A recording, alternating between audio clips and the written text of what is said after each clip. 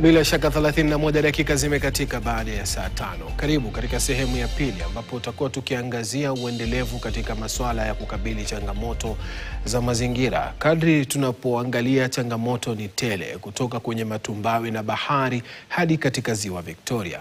Masuala ya changamoto ambazo zinakabili mazingira ni nyingi. Tunaporudi katikati ya taifa, tunaona mioto ikiteketeza jangwa, tunaona mioto ikiteketeza mbuga. Je, hili linaweza kutatuliwa vipi? Ni baadhi ya masuala ambayo tutakuwa tukijadili hapa, hususan kwa nini sasa hivi ulimwengu unakongamana hapa Nairobi kujadili masuala mbalimbali ambayo yanafungamana na mazingira. Zipo ajenda takriban 15 ambazo zitakuwa zikijadiliwa pale, tukiangalia AGN ambalo ni kundi la wale ambao ni watetezi ama wazungumzaji wa bara la Afrika, wakisema kwamba huu ni mkutano muhimu sana kwa Afrika kuweza kuweka ajenda zake na kuweza kutatuliwa. Tukimsikiliza waziri wa mazingira humu nchini Kenya, anasema Kenya nayo ipo katika mstari wa mbele kuhakikisha kwamba wao ndio watakuwa kielelezo katika kukabiliana na kuweza kuleta suluhu madhubuti na suluhu endelevu katika masuala ya mazingira. Lakini je, jamii zenyewe zinafanya nini? Jamii zenyewe zinaathirika vipi? Ninazo sauti kutoka katika jamii. Tunazo sauti kutoka Kisumu, Nairobi, na vile vile tutakuwa tukisikia sauti kutoka kwa kijana ambaye ana miaka 12.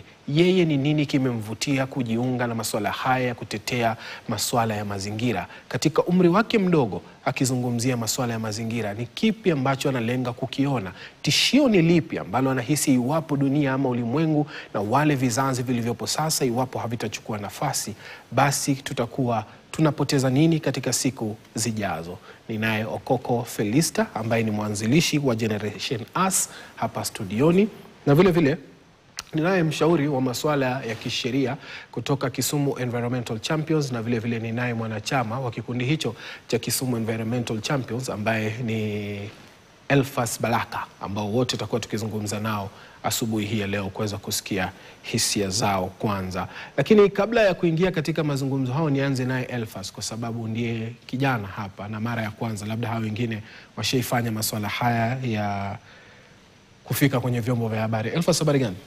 Nzuri. Karibu sana.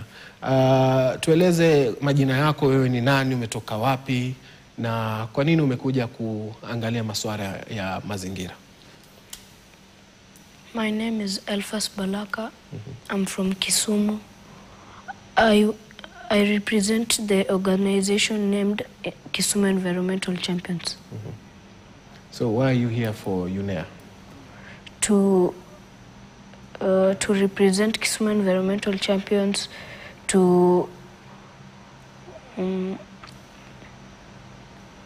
encourage other young people, like delegates who are young, to come to the UNEA to express themselves. What do you think is the problem with environment, especially if you're from Kisumu? You look at the way Lake Victoria right now, it is. It's dirty. So our group, the Kisumu Environmental Champions, is trying to clean it up. Umeenda kama ngapi? Nyingi. Na nini kinakufanya kila siku unataka kwenda kusafisha Dunga ama kusafisha bahari zingine ambazo ziko katika eneo la Lake Victoria? It's fun and we want Lake Victoria to be clean. Yes. Okay. Sawa. Bush, nikimzungumzia Eli, najua wewe ni mmoja wa wale ambao mnashikana nao mikono. Kwa nini kuwahusisha watoto na vijana katika masuala haya? Shukran sana.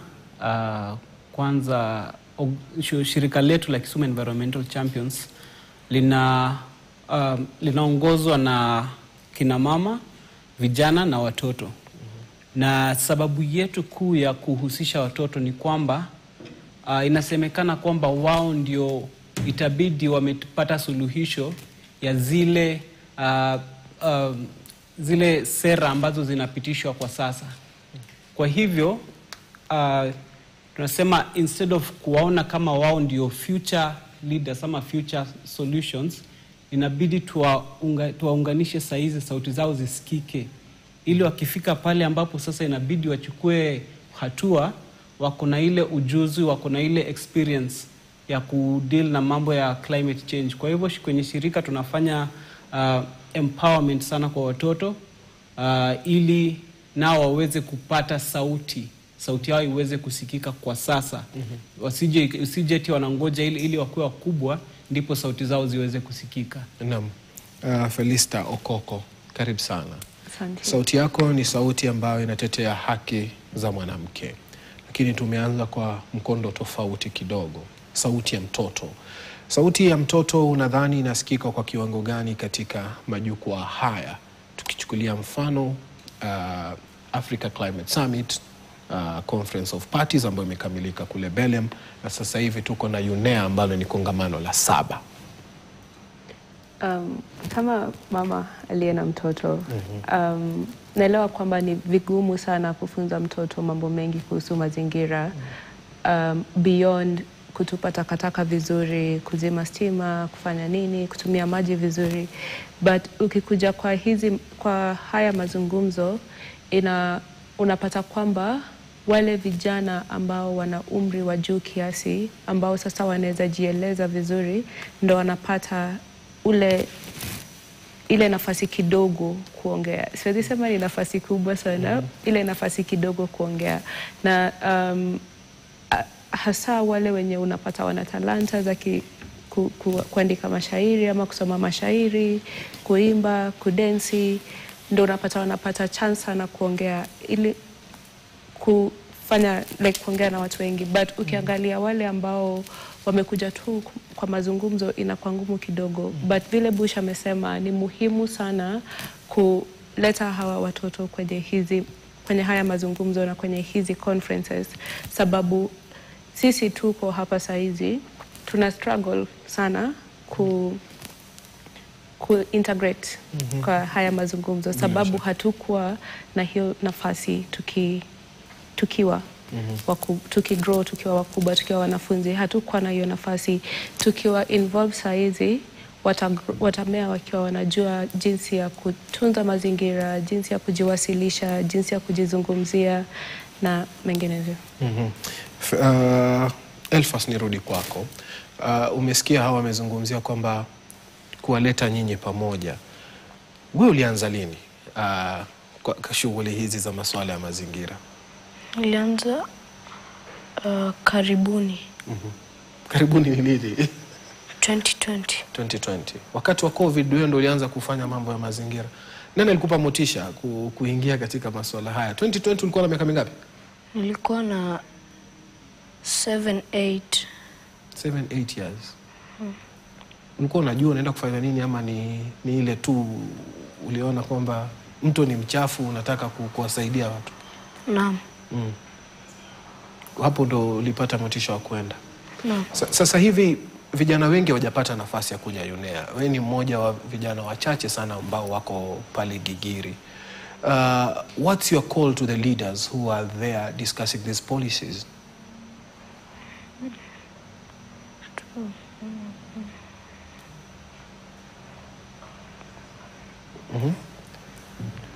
Elfas, kuwasaidia, yani wale wazee wako pale wamekaa, unataka wafanye nini ili uone future yako itakuwa poa?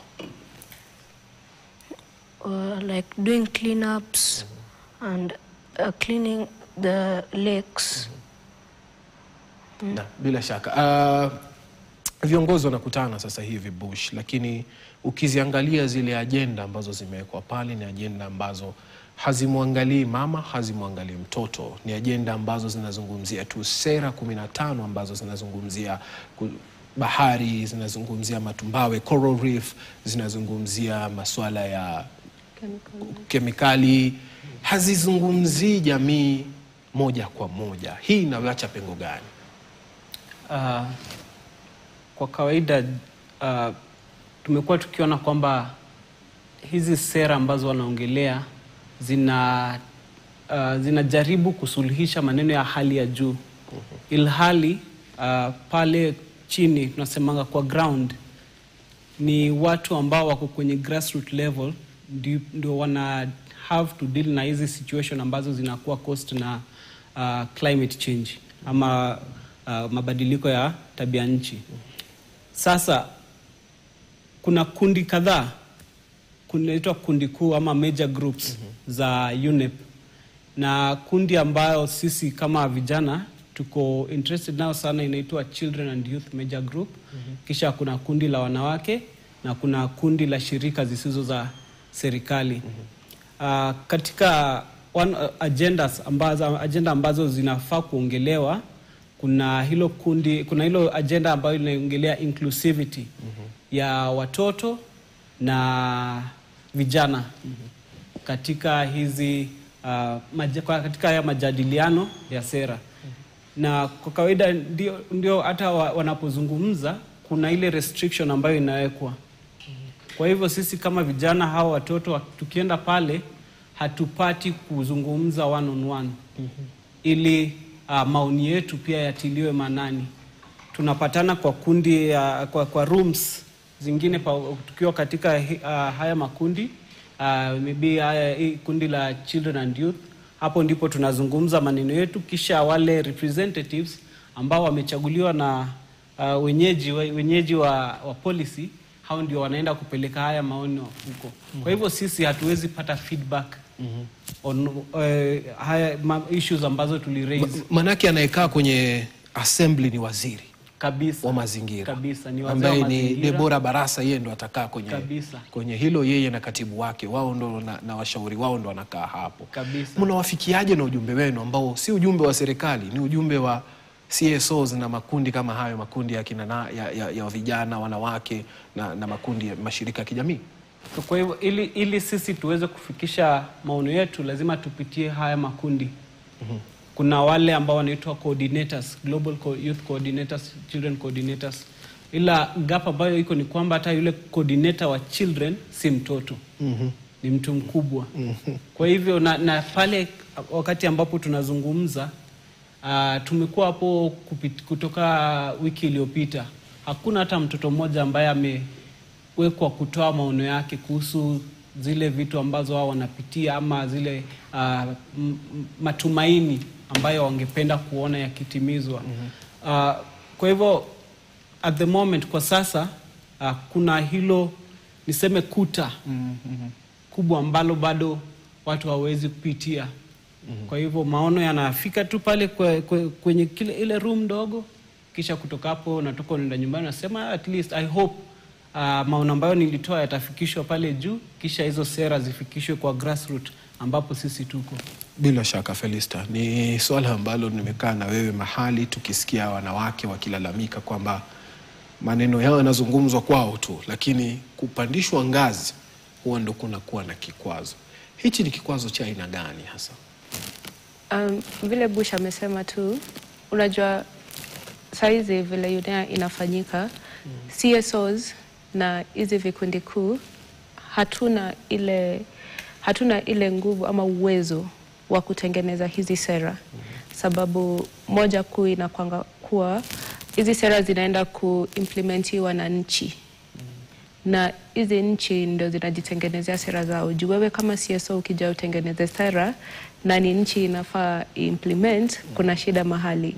So ikifika pale katika mazungumzo, ni nchi ndio zina sauti. Ni nchi ndio zitaongea. Na depending on ni nchi gani, priorities zao ni gani na ni nini wanahitaji, unapata kwamba nchi itasema sisi tunataka hivi, hatutaki hivi. Kama saizi tunaona kwamba UNEA mambo ya wanawake, na mambo ya indigenous people, mambo ya social protection inapigwa vita kabisa. Unapata mtu anasema sisi hatutaki kuongea kuhusu jinsia, tunataka tuongee tu wanawake na wanaume. Sisi tunataka tutoe hii yote kwenye hii mazungumzo, tunataka tuanzie hapa. Na hii inakuwa influenced na zile beliefs na zile nini za nchi individually.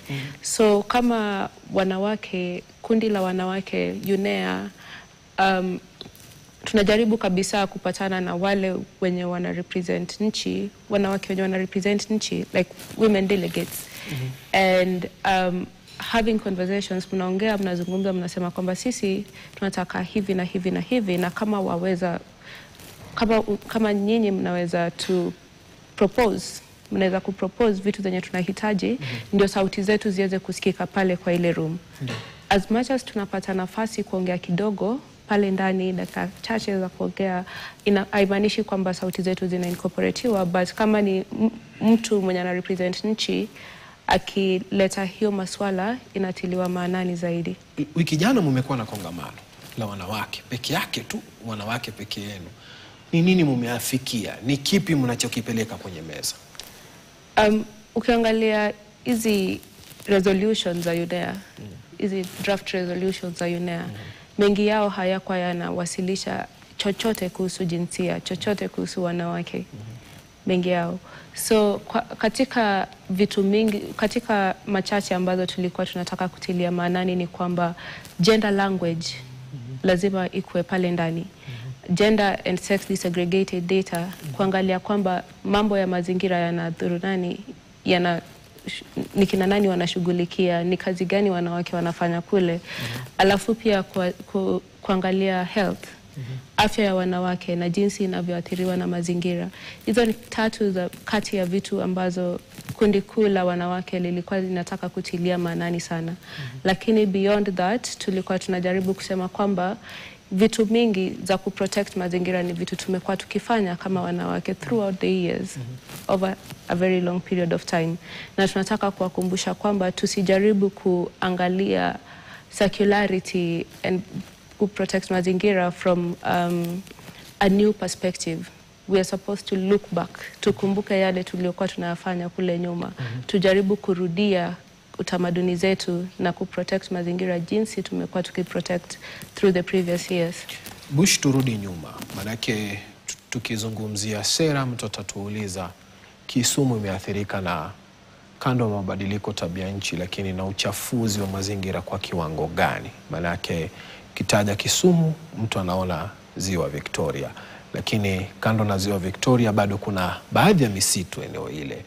Mumeathirika kwa kiwango gani? Ndio ili imekufanya umefunga safari leo hii ukasema siku hizi 7 lazima nikite mizizi yangu pale Gigiri, hili sauti ya watu wa Kisumu isikike.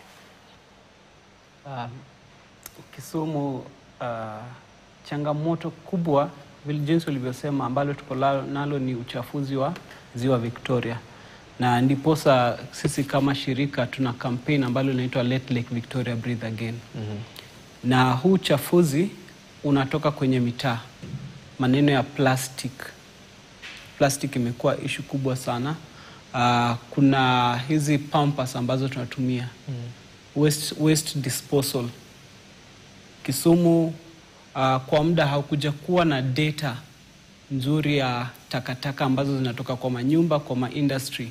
We have industries zile pale ambazo zinatupa takataka zao, spillage, direct kwenye mito na inaenda mpaka kwenye ziwa Victoria. Kisumu, kuna study a few years ago ambayo ili rank Kisumu as an arid and semi-arid region. Maana ukiwa Kisumu County, ukitravel ukielekea Kakamega, kuna mahali unafika ukitoka tu Kisumu unaanza kuona tu miti kila mahali, lakini Kisumu huku hakuna miti. Alafu kuna issue pia ya floods. Kano Plains, Ahero. Hili ni changamoto ambalo linajirudia kila mwaka. Na hakuna sera ambazo zimewekwa kujaribu kukab hii challenge ambayo watu wa Kisumu wanapitia. Pia kuna hili changamoto la water hyacinth na other invasive species. Na nafurahia kwamba it's one of the topics ambayo iliongelewa hivi juzi hapo katika UNEA, kwamba inajulikana kwamba hizi invasive species zime cause loss of native fish species by around maybe 200 fish species zime disappear from the lake in Kisumu. Na haya ni maneno ambayo yana affect wale wakazi wa lakeside ambao wanategemea hiyo lake, ambao wanategemea zile mitaa. So kwa hivyo sisi tukiwa hapo tunajaribu kuona ni njia gani ambayo tunaweza fanya sauti zetu zisikike ili the policy ecosystem iweze kuweka mikakati, kwanza kusolve the issue ya plastics. Ambapo tungetarajia hawa companies ambao ni producers wawekwe kuwa responsible for every plastic ambazo wana produce. And then kuna changamoto ya maneno ya petroli ama fossil fuels ambayo pia tunajaribu kuona kama tunaweza campaign kwamba kukuwe na sheria ama treaty ambayo inaweza patia kila nchi responsibility ya kuangalia jinsi inavyotumia mafuta na kulimit kuongezeka kwa zile projects ambazo zinakuja Afrika kuchimba mafuta. Ni kwa sababu hizi zinazoonekana kwamba ni mashida on a global scale, lakini pale hivyo chini kwenye mtaa kuna watu ambao wana suffer the consequences. Bila shaka nataka tupate pumziko fupi, tukirudi tutakuja kuangazia masuala mengineyo ikiwemo kuangazia zile sera ambazo zinaenda kujadiliwa pale ambazo ni upigaji wa marufuku wa plastiki. Hii ni moja ya mikataba ambayo imekuwa ikiwekwa, lakini humu nchini Kenya sasa hivi ukienda kwa mama mboga atakufungia kwenye plastiki. Je, hizi sheria huwa zinatekelezwa kwa kiwango gani? Maanake sasa hivi lililopo ni baraza ama ni kongamano la bunge la mazingira ambalo ni wabunge karibia 170 wako pale. Lakini je, sheria zinazobuniwa pale zinatekelezwa jinsi inavyofaa, ama ni kongamano ambalo bado ni butu tu, halina linalotoa la maana?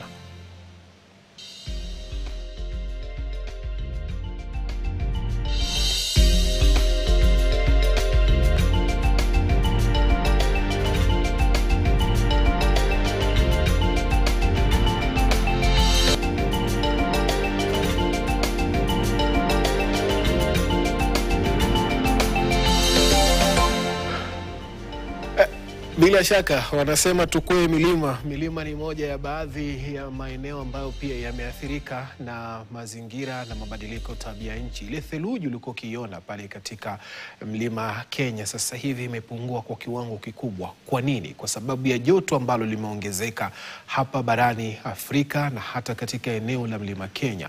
Theluji ambayo ilikuwa ni kivutio kikubwa pia kule katika mlima Kilimanjaro pia inaambiwa kwamba imeanza kupungua. Eneo hilo la mlima Kilimanjaro pia kwa wakati mmoja liliweza kushuhudia mioto ambayo ilikuwa inachoma eneo hilo. Kwa hivyo ninapookoa mlima lazima pia tuzungumzie masuala ya milima na mazingira na misitu ambayo inazunguka milima hiyo. Ninaye Kelvin sasa hivi ambaye ni mmoja wa vijana ambao wapo katika lile bunge la vijana la Seneti. Kevin Makova, karibu sana studioni. Tulizungumzia mwanzo wa awali kuhusiana na masuala yanayofungamana na UNEA 7. Nipate tu kwanza hisia zako la umuhimu wa kongamano hili kabla ya kuingia kutafuta suluhu mbalimbali ambazo zinafaa kutoka kwenye kongamano hili. Kwako wewe, tumeyaona makongamano 6 ya awali. Hili ni kongamano la 7. Je, unahisi sauti ya vijana, wewe kama kijana kutoka Vihiga, unadhani sauti ya mwana Vihiga imekuwa ikisikika pale katika makongamano haya ya kitaifa ama kama Kenya? Kwanza kabisa lazima tukubaliane kwamba juhudi hizi za kuleta sauti za kimataifa pamoja zinawahusisha sana sana viongozi. Kwa wingi wanasema party members wa hilo kongamano. Na kongamano kama hili litawaleta wanasayansi, litawaleta experts na watu wengine kadha wa kadha ambao inategemea na lile jambo ambalo wana haja sana nalo.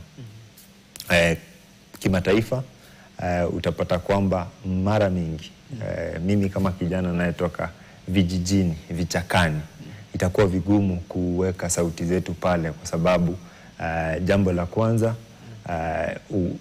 haujui kama kiongozi wako atachukua yale maoni yako na matarajio yako kuyapeleka mbele ya kongamano hilo. Kwa muda huu sana sana tunaongelea wanasayansi na wale ambao wana tajriba kubwa katika mambo haya. Afrika tunasema Africa Group of Negotiators. Africa Group of Negotiators. Na hawa wanakuja kutokana na uwezo wao. Ule uwezo unatokana na yeye ni mwanasayansi, yeye ni kiongozi, yeye ni mkubwa katika kiwango fulani. Na kuna uzuri na ubaya. Kwanza utapata wengi wao wataweza kuja na yale ambayo tunaita blinded academia, ile ya vitabu. Wengine watakuja na financial interest na mambo mengine. So itakuwa vigumu kuchukua sauti zote za kijamii. Na kama vijana, mimi tukikaa na vijana katika bunge la seneti, ambalo ni la vijana, kuna mmoja ameongea juzi kwa njia ya huzuni kwamba kuna uwepo wa miradi ambayo inafaa kutekeleza ili kupigana na mambo ya ubadilishaji wa hali ya anga. Na yeye mwenyewe akatuma picha pale, akaonyesha wamama wengi wamebeba mitungi wanaenda mtoni. Hiyo ni moja tu ya kuonyesha kwamba huyo ni kijana anatoka kijiji fulani. Kuna tatizo la mambo ya uharibifu wa mazingira na matatizo mengine, na utapata bado wakiongelea pale wataliongelea tu kama jambo la statistics, la kusema watu 100 hawana maji. Hawajui, hawawezi weka jina kwa hizo statistics. Katika kongamano hili huwa unafuatilia nini? Agenda 15, masuala ya bahari, masuala ya ekolojia, masuala ya plastiki. Wewe unafuatilia nini? Na ni nini suluhu yake unataka itoke kwenye kongamano hili? Mambo mawili. Jambo la kwanza, ekolojia. Kutunza mazingira ni kujitunza. We cannot be that self-destructive tuharibu mazingira yetu. Jambo la pili ni usawa. Kuhakikisha kwamba jinsi tunavyotengeneza sheria, jinsi tunavyotumia zile resources zipo, tunahakikisha hizi resources zinaweza kuwafikia wote ambao wanazihitaji. Na nitatumia mfano. Kwa mara mingi utapata nitatumia mifano. Kama taifa tuna miradi ambayo inaelekea katika climate action. Na hizi miradi ni miradi mizuri zaidi. Lakini jinsi zinavyotengenezwa, na kama nilivyosema, mmoja wa rafiki yangu kutoka Marsabit alipotuma picha wa mama wakibeba mitungi kwenda mtoni kilomita zaidi ya 5, hiyo inamaanisha usawa uko chini kabisa katika utekelezaji wa miradi hizi. Na kwa nini inatokea hivyo? Ni kwa sababu wale ambao wanatekeleza miradi hizi labda wanatumia zile statistics ambazo si real, ama wanaelekezwa tu na haja zao za kibiashara. So katika kongamano hili, na limekuwa jambo la maana sana, hasa kutokana na yale maoni ya vijana. Ndiyo. Walisema kwamba lazima kukuwe na njia mwafaka ya kuhakikisha resources zinavyotumika zinawafikia wale ambao wanaathirika kwa sana. Kijana ako kijijini kwetu kule Munugi, kuna kijana mwingine alivyosema ako Kisumu anaathirika na mambo ya water hyacinth. Kuna mwingine Marsabit, na wale ndio wanaohitaji zaidi manufaa ya resources zinazowekwa. Felistan, kama unataka kuongezea mahali hapo kuhusiana na swala hizo, kukosa rasilimali hususan ambazo ni za kifedha, rasilimali pia za kupata taaluma, na vile vile pia kiufundi, technical abilities ambazo watu wanazitaka, transfer of technology, ni vitu ambavyo watu wamekuwa wakizitaka sana. Kwa nyinyi ambao sitaki kukuweka sana katika masuala ya wanawake, lakini najua wewe ni mtetezi pande hiyo, lakini sana.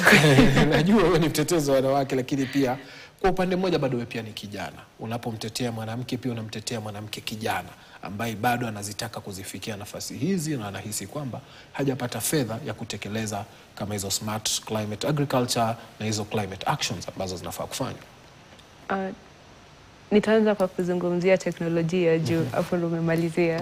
Na kwa mara nyingi mambo ambayo inaonekana kuwa smart globally sio yale mambo tunahitaji huko nyumbani ama kule kijijini.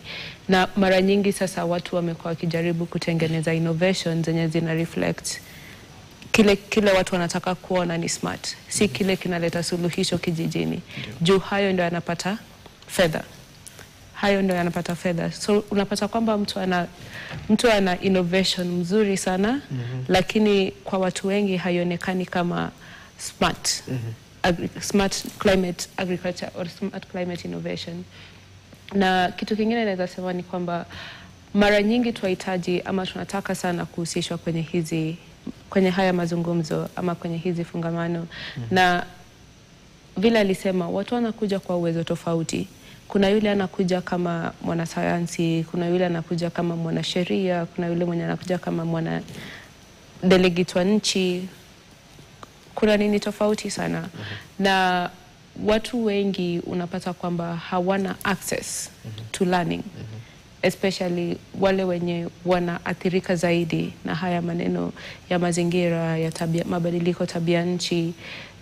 Huo muda wa kujifunza, kama natembea kilomita 5 kwenda kutafuta maji, nikirudi nafaa kupika, nafaa kuona watoto wamefanya hivi na hivi, nyumba iko sawa, by the time nafika jioni mimi nimechoka.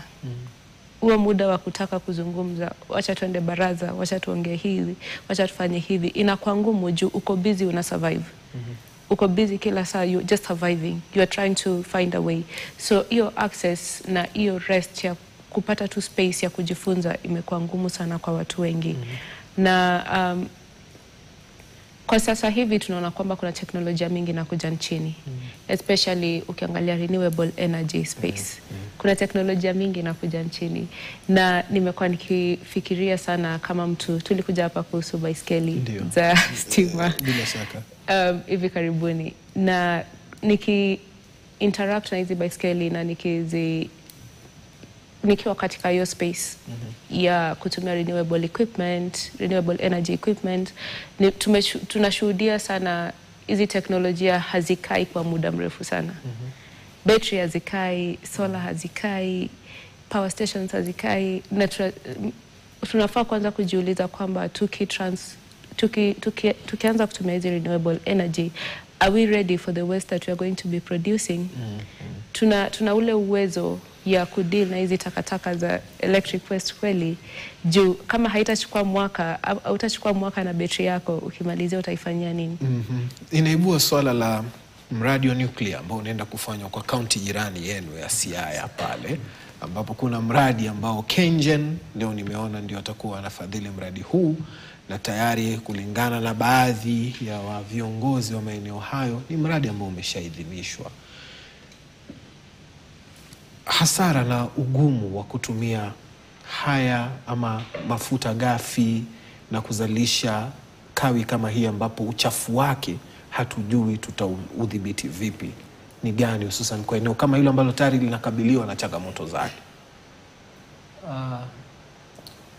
Kuhusiana na hilo issue la nuclear power, naweza sema kwamba nchi nyingi ambazo zimeshaendelea zinatumia nuclear power za source of energy. Na ndio iko na benefits nyingi. Ila najua uoga ni ule ambao information that we do not have. Like what do we not know about the effects? So kwa maono yangu mimi naweza sema kwamba hilo project la nuclear energy if set within the right parameters ni jambo ambalo linaweza suluhisha maneno mengi in terms of energy production, kwa sababu kwa sasa most of our electricity inaproduciwa kupitia we know geothermal. Yes, geothermal. Lakini bado tuna import electricity kutoka Uganda sana, especially ile ambayo inatumika Western region. Kwa hivyo inaweza kuwa suluhisho, ila systems zetu ndipo nadhani hapo ndipo kuna changamoto kidogo. Ile implementation, kwa sababu naweza kuwa na vision lakini pale hivyo wale ambao wanaenda implement hii vision yako ndipo kuna kuwa na changamoto. Na tumeona kwa nchi nyingi ambapo nuclear plants zimeenda vibaya na ile maneno ya radiation and all of that. But generally najua nuclear power ni clean energy. It is not something ambayo ina contribute to GHG emissions.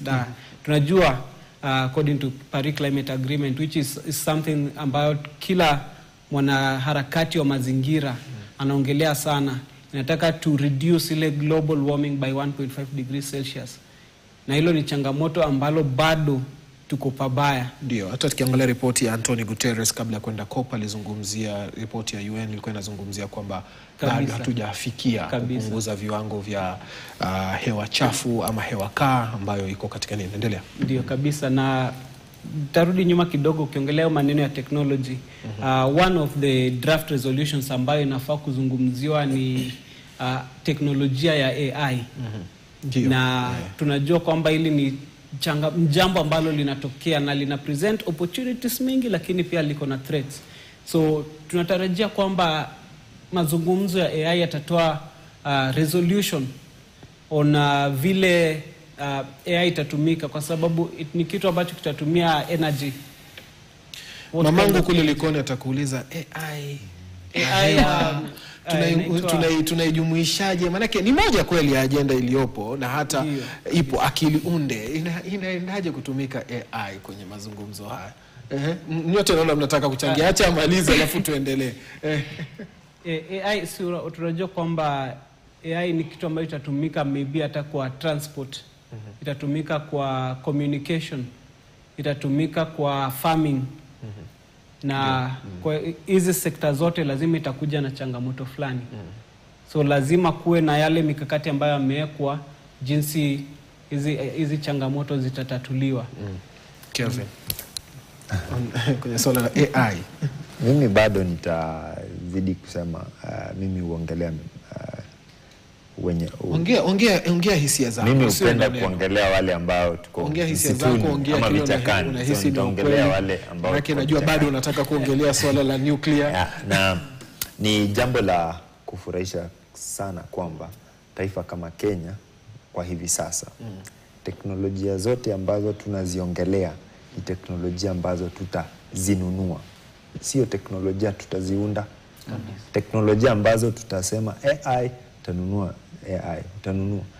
Mbona tunapoongelea mambo kama haya na tunapoendelea kuongelea mambo ya usawa, mbona hakuna conversations kuhusu research and development katika institutions zetu? Kwa sababu ukitaka kusema kwamba tungependa ku-integrate technologies, tungependa ku-move forward na mambo na e-mobility, kuna kiwango gani cha research and development katika institutions na even na local companies? Najua kuna wengi wanafanya mengi, lakini hapo ndipo kuna mwanya. Kuna mwanya mkubwa katika uwezo wetu wa kujitengenezea teknolojia. Na tunapoendelea kutaja mambo ya uwepo wetu wa kujitengenezea teknolojia, inatuharibia hadi uwepo wetu wa uhuru kama taifa. Kwa hivyo ni vizuri sana sisi kama vijana tunaelewa kwamba kuna akili unde, kuna mambo na e-mobility, lakini sisi kama vijana, mimi jambo langu kubwa ambalo ningependa vijana wenzangu wakaweze kuongelea kwa sana ni sisi tunapeana nini katika kuhakikisha kwamba tuna contribute kwa research and development ya hizi technologies. Sio kuzinunua tu, kwa sababu zile fedha ambazo tutatumia kununua hizi teknolojia ni mingi zaidi. Na tunaposema hivyo tunahitaji kuweze na kuwepo usaidizi wa kiserikali na kifedha ili kuendeleza mambo kama haya. Kabla nirudi kwake kwenye swala la nuclear na swala la akili unde, maana tulizungumzia masuala haya ya teknolojia. Mimi nitarudi kwa masuala ya nuclear, na swali yangu itakuwa kwa Bush. Kama nchi, how ready are we for this kind of technology? Na tukiongelelea kuhusu kusimamisha kampuni mpya ya kutengeneza nuclear energy, we have other sources that we could use kutengeneza energy yetu. We have a lot of resources. We have a lot of water. We have a lot of ASOL areas where we could use solar. We could use wind. We have a lot of resources we could Changamoto ni exploit. ipi? Tunazo suluhisho, changamoto ni ipi? Changamoto yangu, mimi shida yangu na nuclear energy ni moja. Are we capable of implementing protective strategies? Juu hapa ukiongea kuhusu kulinda mazingira, are we going to choose kulinda mazingira over kulinda wananchi wenye wanaishi hapo? Hiyo ndio swali yangu. Because saizi tukifocus on implement your technology, tunasahau kabisa. Hata sikusikia ukiongea kuhusu watu wenye wanaishi hapo. Hata kutengeneza tu hiyo kampuni pekee, watu watatolewa hapo, wataenda wapi? Kinaitwa chungu. Kutengeza chungu cha nuclear. Yes. Wale wanaishi hapo wataenda wapi? Wale wanaishi hapo around. How protected are they? Nuclear waste is a whole other issue. Nuclear waste, na ndio penye alianzia, tutaweza dhibiti hiyo takataka yenye inatoka kwa hiyo kampuni, na ita affect aje kama hii waste yenye tuna deal nayo saizi, plastiki, diapers, nini, ndio zina affect hivyo ziwa Victoria. Nuclear waste ukiongezea, chemical waste ukiongezea, zitaendelea ku affect aje hiyo mazingira Siaya ya Kisumu. So tukiangalia hizi vitu, as much as tunaangalia the progressiveness of these technologies, are we really ready for them? Tuna uwezo wa kuzistahimili? Na vile anavyosema, wamekuja wametengeneza hiyo chungu lani? Chungu bila shaka. Wamekuja wameitengeneza. Are we able to sustain it? Do we have the knowledge and the capacity to sustain it? Tuna huo uwezo kweli? Leo wa China wakiamua wametoka Kenya, tunaweza sustain zile vitu zote wametengeneza kwenye nchi yetu? Ni swala zuri ambalo umelizungumzia. Ni swala ambayo bado yanahitaji ufahamu, si swala ambalo kila mmoja atalizungumzia kwa kiwango chake, kwa manake hata mradi huu kule Yombo Kilifi ulipingwa pakubwa sana, hadi kuna kesi paka sasa hivi kotini, na bado Nupea inaendelea kutafuta sehemu ambazo zitafanya miradi hii. Nikiangalia katika moja ya taarifa zilizopeanwa na Mohamed Ado kutoka PowerShift ambaye ni mkurugenzi, alikuwa anazungumzia swala la Kenya hatuko tayari kwa sababu ya hususan akizungumzia taka ama uchafu unaotoka baada ya kuzalisha nuclear. Ikiwa hatupo tayari, ni teknolojia gani salama kwetu Kelvin? Manake ipi salama kwa sasa hivi? Manake tunazo, hatuna pesa. Tunazo geothermal, hatuna pesa. Wenye kutaka kuchimba geothermal Olkaria wanahitaji mikopo kutoka Afrika Kusini, Uchina na kwingineko. Je, wewe unakubali kwamba hatuna pesa? Kwa sababu tunazo pesa. Wale ambao tumewapea jukumu la kutumia ndio hawazitumii ifaavyo.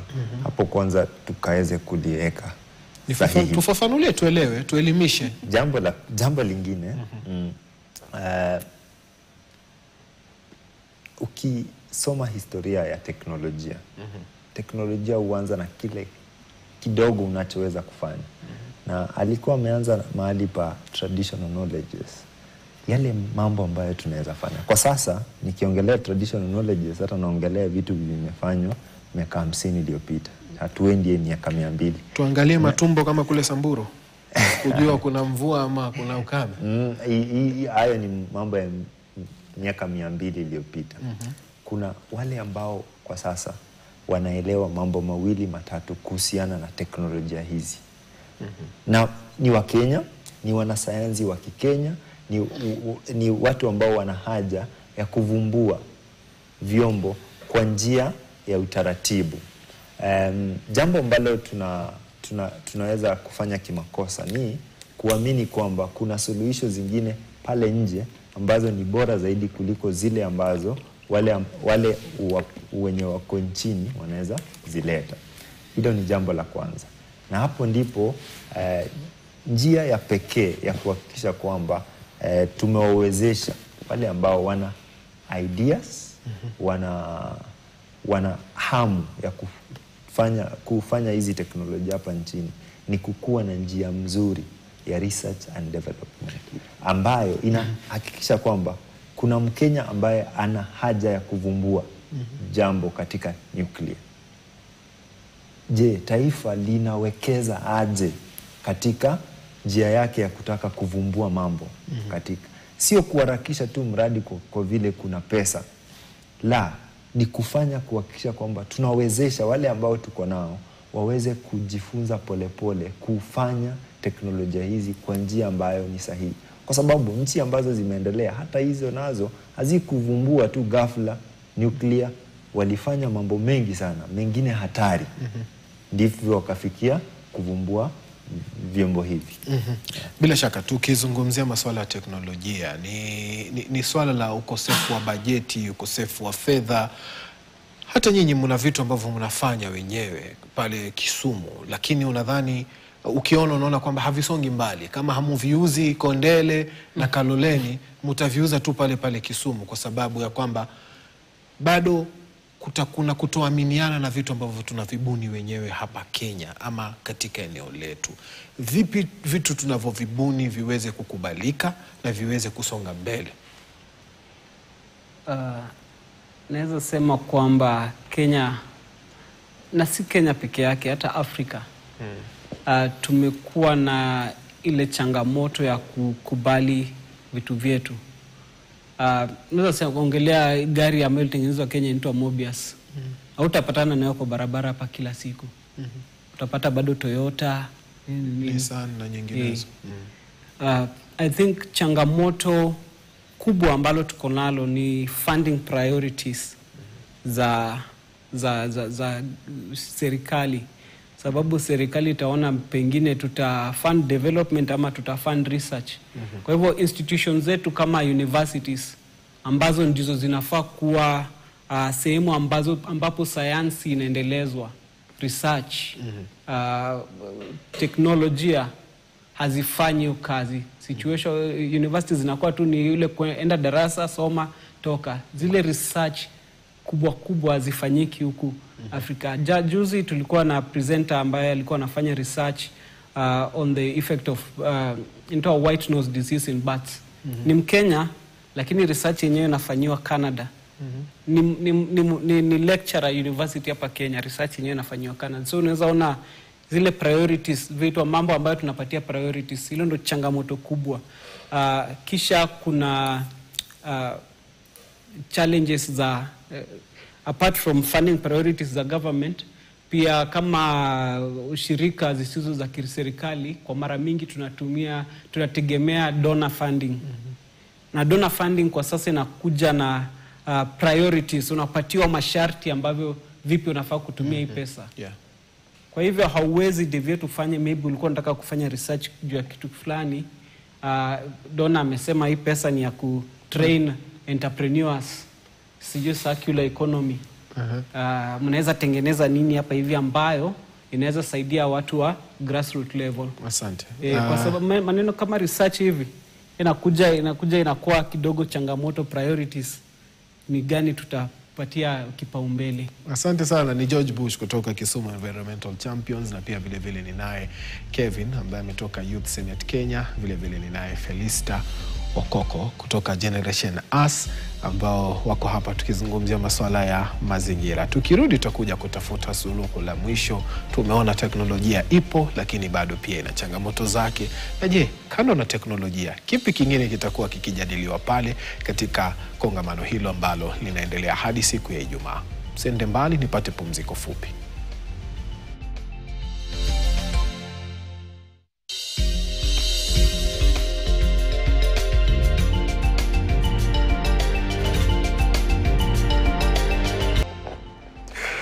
Karibu sana katika mkondo wa lala salama, kama anavyosema mwelekezi wangu. Tumesalia dakika kama 20 hivi tutamatishe gumzo hili. Kwa sasa hivi ripoti ile ya ulimwengu ya mazingira imeshatolewa, na ni ripoti ambayo pia tutakuwa tukiangazia kuangalia ni kipi ambacho kimezungumzwa pale, wataalamu mbalimbali. Ni ripoti ambayo inatolewa na UNEP katika kongamano hili la 7, na ni ripoti ya 7 ambayo imetolewa, na itakuwa inaweza kuingia katika majadiliano na kuweza kufahamu ni sera zipi ambazo zinakuwa zikitolewa pale. Labda nihusishe wataalamu wangu hapa studioni. Ripoti hizi za global environmental ambazo huwa zinatolewa pale, huwa zina umuhimu gani hasa katika kuendeleza majadiliano haya?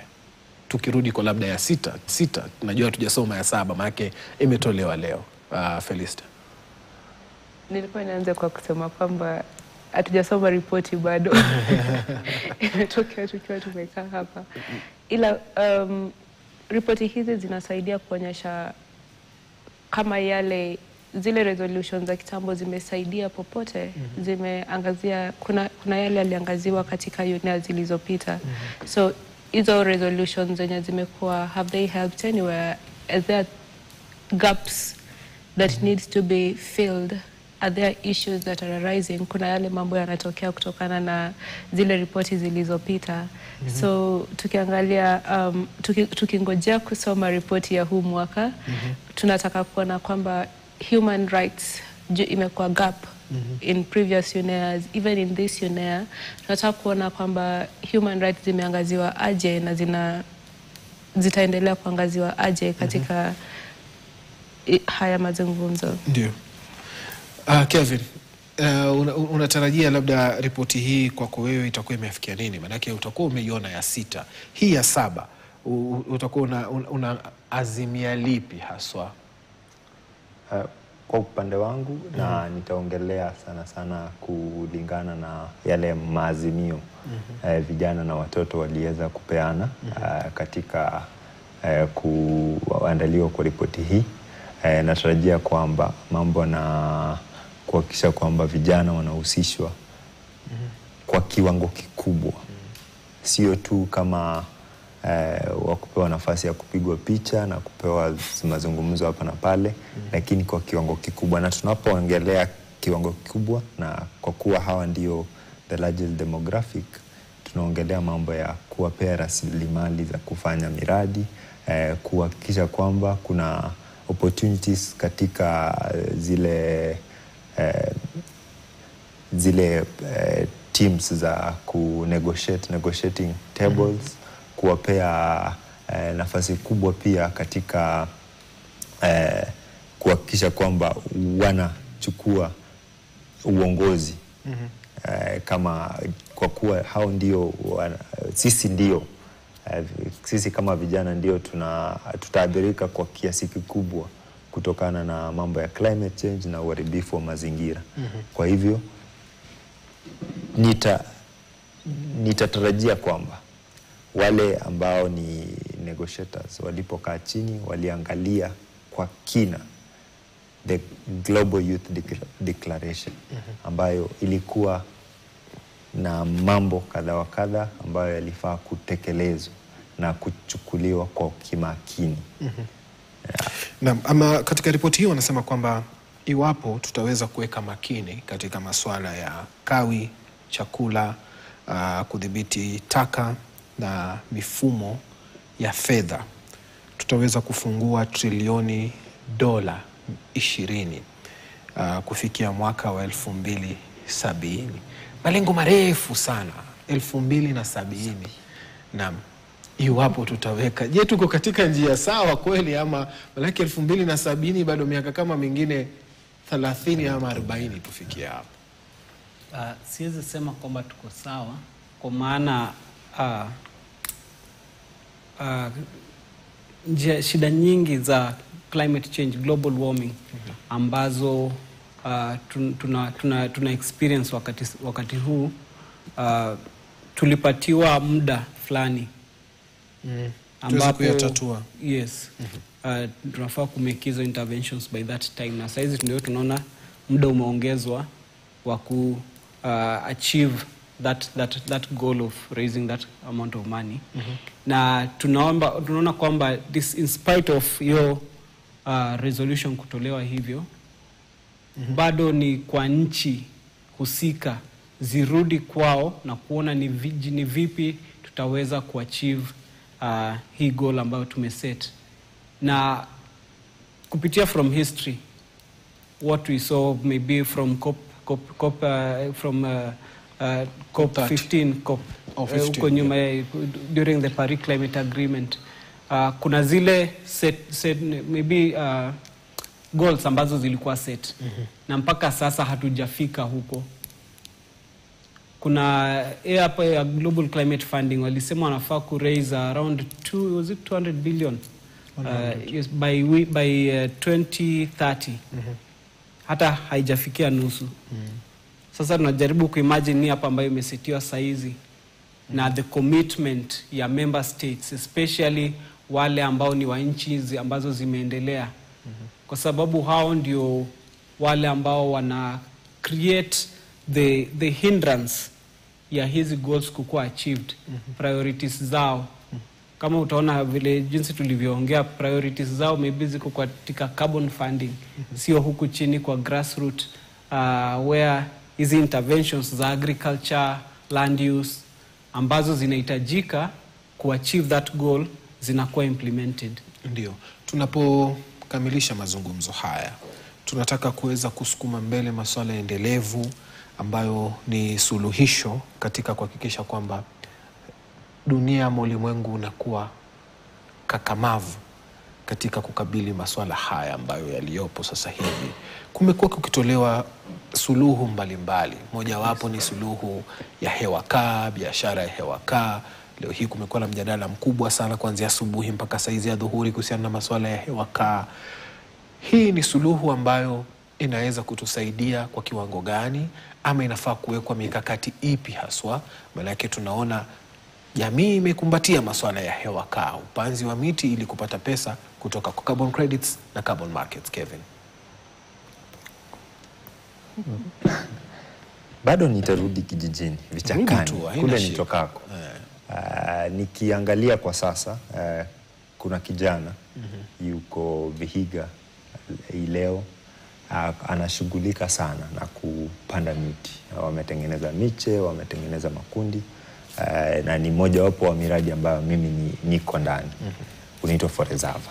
Mradi huu umeweza kuwepo kwa miaka 3, 4, 5. Lakini kwa hizi miaka zote uwezo wetu wa kuleta miche umeweza kufanywa kuwa mdogo zaidi kutokana na kukosekana kwa resources, rasilimali. Hewa kaa ama carbon credits, carbon trading na markets ni njia mwafaka ya kuhakikisha kwamba huyo kijana kijijini Munugi, kijijini Demesi ana nafasi ya kufanya juhudi zile zake kule kwa grassroots, akipata resources. Sio tu jamaa fulani ambaye ametunda tarakilishi na mtambo na kuangalia nambari kama vile ako kwa National Stock Exchange ndiye mwenye ana nafasi peke yake. Inafaa yule ambaye yuko pale kwa grassroots, yule ambaye anafanya jambo la muhimu kuhakikisha anahifadhi mazingira, anapewa the resources na rasilimali za kuendeleza kazi zake. Na hilo ndilo jambo kubwa ambalo mimi ningependa kuliongelea tukiongelea mambo ya hewa kaa, kwa sababu the metrics are clear. Inaeleweka yule ambaye amepanda mti, yule ambaye ametumia e-mobility, inajulikana amecontribute kwa kiwango kipi kusequester carbon. Bush, naona umefurahia sana.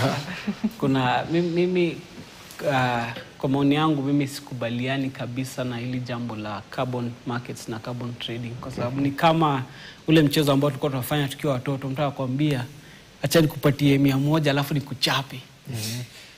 Unaona? Yaani unapatiwa pesa ili upande miti kuchukua uchafu wa mtu mwingine. Na kwa kawaida mti mmoja unachukua about maybe 30 years ama 10 years kumea ili uweze kufanya hiyo carbon sequestration. Na kwa hizi miaka 10 huyu anayekupatia pesa atakuwa ameemit a lot of GHG gases.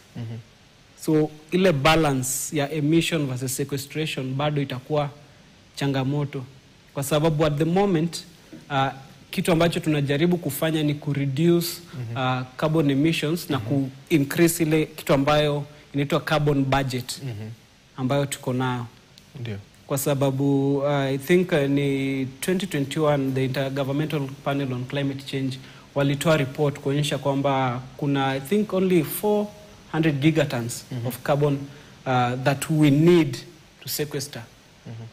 So nikiendelea kuemit kwa kuwa nimepatia mtu fulani pesa ili apande miti ama implement decisions, itachukua muda gani before hiyo intervention yake ikuwe effective against hizo emissions ambazo nafanya?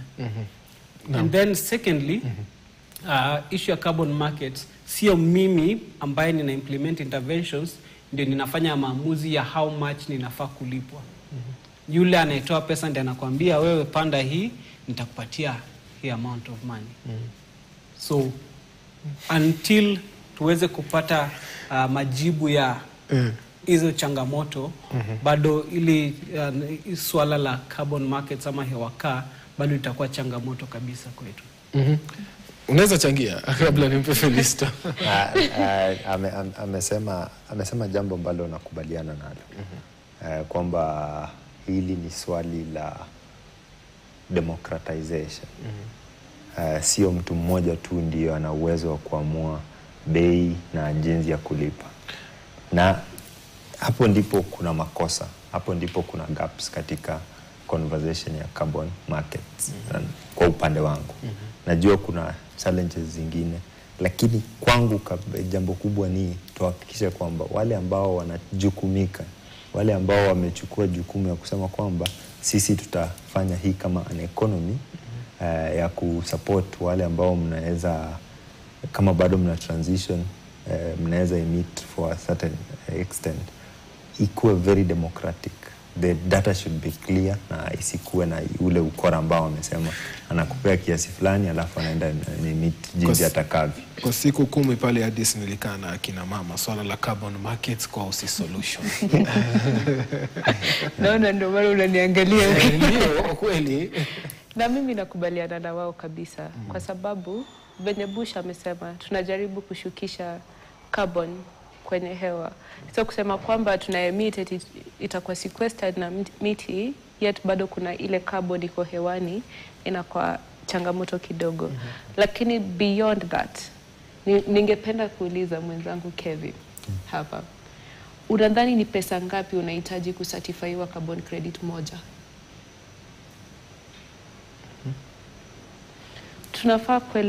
Tunafaa kuelewa jinsi carbon markets, biashara inafanyika vizuri. Before uanze, ukiingia kwa hiyo biashara, venye Bush amesema, miti yako inafaa kuwa imesimama almost 30 years. Kuna vile inapimwa vizuri, isemekane huu mti mmoja unaweza sequester this amount of carbon, alafu upige hesabu ni miti ngapi uko nayo. At this moment in time, kwa huu muda, huku nchini tuna carbon projects kadhaa. Tuna soil carbon, tuko na nature based, Red Plus, tuna blue carbon, tuna carbon market kadhaa.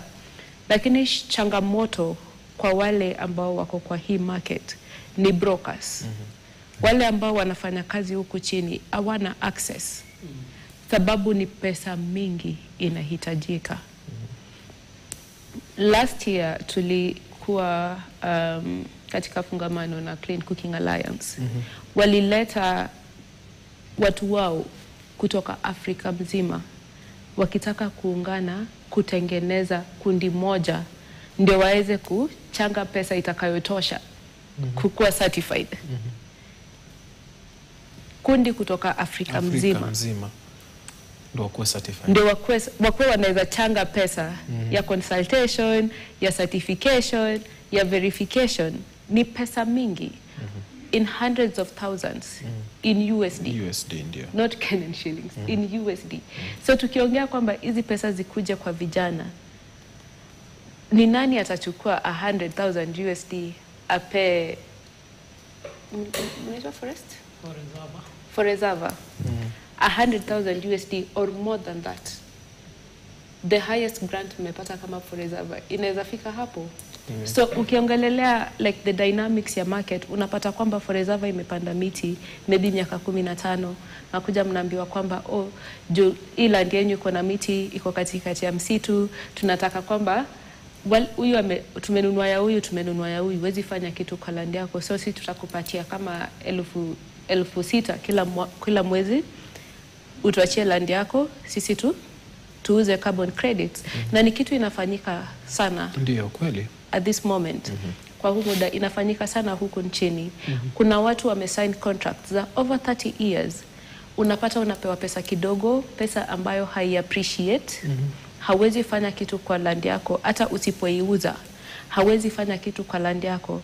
So, sijiniite hewa kaa. Inaleta changamoto mingi sana, especially vijijini, especially kwa wale watu hawawezi afford lawyers. Na hata ukiweza lipa lawyer, mimi nina 100,000 nataka kuja kupea lawyer wako, na wewe unataka kumpea, unamwambia tumechanga hii 20,000.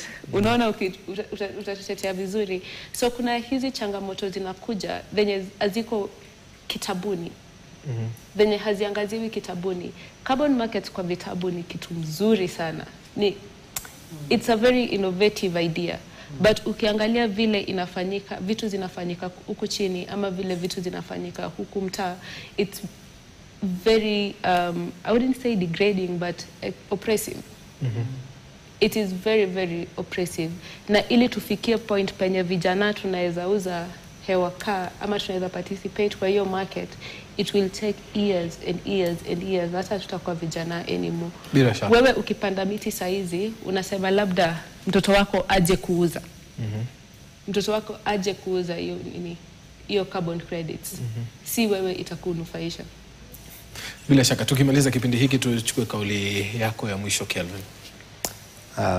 Jambo la kwanza nadhani ni ukweli kwamba kuna changamoto mingi katika haswa.